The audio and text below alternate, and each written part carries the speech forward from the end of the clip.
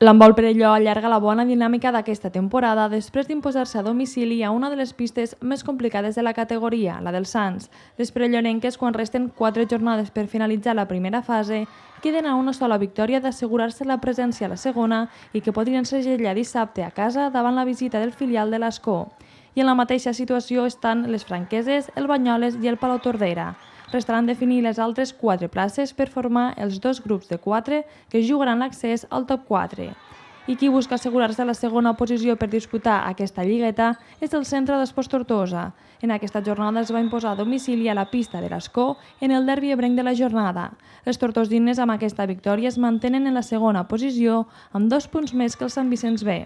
I en aquesta mateixa categoria el Coel Moralanova encaixava una nova derrota davant la visita del Palautordera. I en les categories masculines de segona divisió, important victòria del Sènior A del Centre d'Esports Tortosa, que superava l'Igualada per 32-31 en un partit agònic que els donava un triomf vital en la lluita per la permanència. I a quarta catalana empat a 21 gols de l'handbol Ascó a Llavaneres i derrota del Tortosa B a casa per 26-33 davant el líder Sant Miquel B. 12a victòria seguida del Perelló, que s'imposava per 23-32 a la pista dels Sants. Victòria del Centre d'Esports Tortosa a domicili davant l'Ascó per 17-21, mentre el Moralanova va caure a la seva pista per 9-18 contra el Palautordera.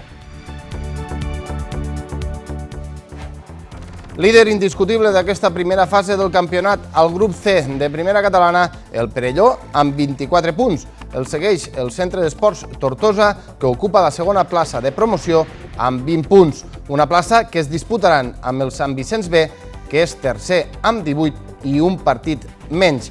L'Ascó és setè amb 4 punts, mentre tanca el grup el Moralanova encara sense puntuar.